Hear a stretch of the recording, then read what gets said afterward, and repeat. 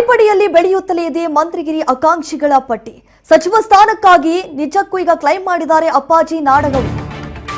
HK. Patil ಬಿಟ್ರೆ ನಾನೇ senior, ನನಗೆ ಮಂತ್ರಿಗಿರಿ ಕೊಡಿ. ಉತ್ತರ ಕರ್ನಾಟಕದಲ್ಲಿ ಮೂಲ ಕಾಂಗ್ರೆಸ್ಸಿಗರಲ್ಲಿ ನಾನೇ ಸೀನಿಯರ್, ಮುಂಬರುವಂತಹ ಮಂತ್ರಿಮಂಡಲದಲ್ಲಿ ನಾನು ಇರಲೇಬೇಕು ಅನ್ನುವಂತಹ ಒತ್ತಡವನ್ನು ಹಾಕ್ತಿದ್ದಾರೆ. ಈವರೆಗೂ ನಾನು ಕೇಳಿಲ್ಲ, ಕಾಂಗ್ರೆಸ್ ನನ್ನ ಧರ್ಮ ಅಂತಿದ್ದೀನಿ, ನಾನು ಹೋಗಿ ಹೈಕಮಾಂಡ್ ನಾಯಕರನ್ನ ಕೇಳಿಲ್ಲಲ್ಲ ಮಂತ್ರಿಗಿರಿ ಸ್ಥಾನವನ್ನು ನಾನು ಕೊಡಿ ಅಂತ ಹೇಳಿ. ಆದ್ರೆ ನಾನು ನಿರೀಕ್ಷೆಯಲ್ಲಿದ್ದೇನೆ, ನನಗೆ ಸಚಿವ ಸ್ಥಾನ ಕೊಡಲೇಬೇಕು ಅನ್ನೋದು ನನ್ನ ಒತ್ತಾಯ.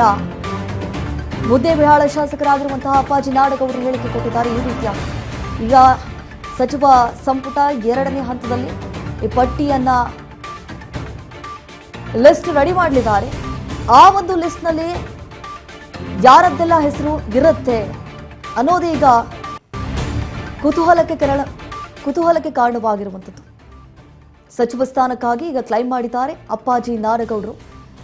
ಎಚ್.ಕೆ. ಪಾಟೀಲ್ ಅವರು ಬಿಟ್ರೆ ನಾನೇ ಸೀನಿಯರ್ ಇದ್ದೀನಿ, ನನಗೆ ಈ ಬಾರಿ ಸಚಿವ ಸ್ಥಾನವನ್ನು ಕೊಡಲೇಬೇಕು ಅಂತ ಹೇಳಿ ಒತ್ತಡವನ್ನು ಹಾಕ್ತಿದ್ದಾರೆ.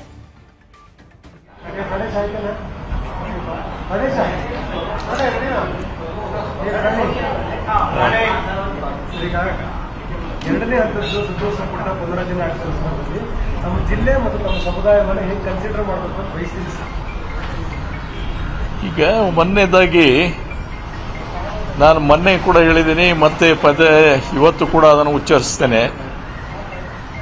ಉತ್ತರ ಕರ್ನಾಟಕ ಭಾಗದಲ್ಲಿ ಮೂಲ ಕಾಂಗ್ರೆಸ್ಸಿನ ಅತ್ಯಂತ ಹಿರಿಯ ರಾಜಕಾರಣಿಗಳು ಅಂತ ಪ್ರಶ್ನೆ ಬಂದಂಥ ಸಂದರ್ಭದಲ್ಲಿ ಎಚ್.ಕೆ. ಪಾಟೀಲ್ರು ಮೊದಲೇ ಸ್ಥಾನದಲ್ಲಿ ಬರ್ತಾರೆ, ತದನಂತರ ಅಪ್ಪಾಜಿ ನಾಡಗೌಡರು.